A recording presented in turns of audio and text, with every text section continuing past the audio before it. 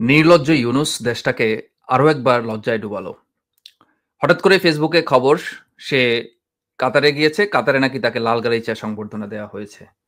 এবং সে যে ছবিটা পোস্ট করেছে সেখানে সে দাবি করেছে, আমি দেখাই আপনাদের, যে তাকে লাল গালিচা সংবর্ধনা দেওয়ার পর ambassador Ibrahim Fakhroo the chief protocol of Qatar, মানে এমন ভাবে পোস্ট করেছে মানুষ আসলে ঠিক মনে হয় যে জানে না, বোঝে না কি হচ্ছে না হচ্ছে। কিন্তু মানুষ একটা জিনিস ঠিকই খেয়াল করেছে, সেটা হচ্ছে যে একপাশে কাতারের পতাকা আছে, সে রাষ্ট্রীয় একজন অতিথি।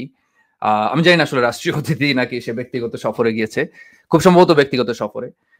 যেভাবেই যাক না কেন, সে একটা রাষ্ট্রপ্রধান।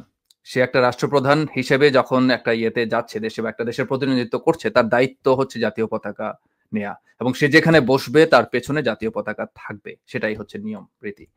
তো যাই হোক, সে দেখা করেছে কার সাথে? সে দেখা করেছে হচ্ছে ইব্রাহিম ফখরুর সাথে। এখন ইব্রাহিম ফখরু কে আসলে? আসুন আমরা একটু দেখি। আচ্ছা, সো ইব্রাহিম ফখরুর আগে আমি আরেকটা বিষয় আপনাদেরকে মানে স্মরণ করিয়ে দিতে চাই। আমাদের মাননীয় প্রধানমন্ত্রী শেখ হাসিনা কিন্তু কাতারের যে আমির, ঠিক আছে? তার সাথে বেশ কয়েকবারই দেখা করেছে, এবং দেখেন যে যেটা আসলে কিভাবে প্রটোকল কিভাবে মেইনটেইন করতে হয় সেভাবেই মেইনটেইন করেছে, এবং একাধিকবার আপনারা গুগলে ছবি আছে, সেটা দেখতে পাবেন। এবং আ আরেকটা ছবি আপনাদের দেখাই। গত বছর ২০২৪ সালে কাতারের আমির কিন্তু বাংলাদেশেও এসেছিল, এবং আরেকটা সময়ে ইউএন এর পতাকা সহ যে ছবিটা দেখলেন, ওইটা নিয়ে কিন্তু রিপোর্টও হয়েছিল যে একটা যুগান্তকারী একটা পদক্ষেপ নিচ্ছে, যে মিটিংটা ছিল ইনভেস্টমেন্ট এবং অনেক কিছু নিয়ে কথা হয়েছিল।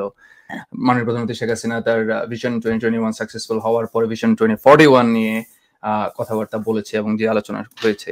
যাই হোক, এখন আমরা একটু ইউনুসের বিষয়টা একটু তদন্ত করে দেখি চলুন, যে এই যে লোকটা ইউনুস দাবি করলো যে তাকে লাল গালিচা সংবর্ধনা দিয়ে নিয়ে, মানে সে মিটিং করছে চিফ প্রটোকল অফিসার ইয়ের কাতারের অ্যাম্বাসেডর ইব্রাহিম ফখরু। ইব্রাহিম ফখরু লোকটাকে, এখন ইব্রাহিম ফখরু লোকটাকে সেটা জানার জন্য আপনি নিজেরা তার নাম দিয়ে কুইকলি গুগল করলেও পাবেন। আমি যেটা করেছি, আমি আসলে মানে আমি প্রথমে ভাবলাম সে হয়তো ফরেন মিনিস্টার হবে বা এরকম কেউ একজন। আমি একটু খুঁজে দেখলাম। তো আসুন আমরা একটু দেখি যে ফরেন মিনিস্ট্রির যে ওয়েবসাইট আছে সেই ওয়েবসাইটে এই বিষয়ে কি বলে। So ministry of foreign affairs এর এটা হচ্ছে ওয়েবসাইট, ঠিক আছে? সো আমি মিনিস্ট্রি অফ ফরেন অ্যাফেয়ার্স ওয়েবসাইটে গেলাম। মনে হচ্ছে যে প্রাইম মিনিস্টার আর মিনিস্টার অফ ফরেন অ্যাফেয়ার্স মানে অনেক খবরাখবর আছে, এবং যেখানে আমরা দেখতে পাচ্ছি যে মিনিস্টার অফ ফরেন অ্যাফেয়ার্স আসলে এই লোক না, সেই ইব্রাহিম যাকে তাকে বিশেষ একজন ব্যক্তি হিসেবে দাবি করা হচ্ছে, সে ওই লোক না। তো আমি তখন মিনিস্ট্রির পেজে গেলাম যে হ্যাঁ, মিনিস্ট্রির ভিতরে কি আছে না আছে একটু দেখি, অর্গানাইজার স্ট্রাকচারটা কি। সেখানে গিয়ে আমি খোঁজার চেষ্টা করলাম যে আচ্ছা ঠিক আছে, foreign minister of foreign affairs না আসলো, একটা মানে state minister of foreign affairs আছে, তার আন্ডারে আবার হচ্ছে যে minister of state international cooperation আছে, মিনিস্টার অফ স্টেট আছে, তার আন্ডারে সেক্রেটারি জেনারেল আছে। ভাবলাম যে এখানে কেউ হবে না। সো ওখানকার মানে এই আশেপাশে কেউই নাই আসলে। সো যেটা আছে আমি আবার ওই দেখাই আপনাদেরকে, সেটা যে লোক আসলে সে ইব্রাহিম খসরু, সেখানে হচ্ছে যে কোনো একটা ছোট একটা ডিপার্টমেন্ট, ওদের ডিপার্টমেন্ট অফ প্রোটোকল, ঠিক আছে? সেখানকার একেবারে নিচের দিকে আসলে হচ্ছে তার নাম একজন পাবেন, ঠিক আছে?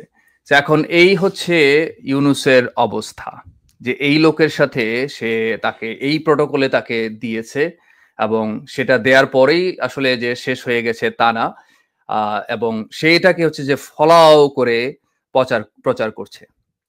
এখন এটা আরো একবার ইউনুস নিজে তো লজ্জাহীন, এবং সেই সাথে আমাদেরকেও লজ্জায় ভাসালো যে একটা দেশের পরিচয়, পরিচিতি, পতাকা তুমি বহন করছো না, তুমি আমাদেরকে লজ্জায় ডুবাচ্ছ। এটা কোনোভাবেই আসলে কি মেনে নেওয়া যায়?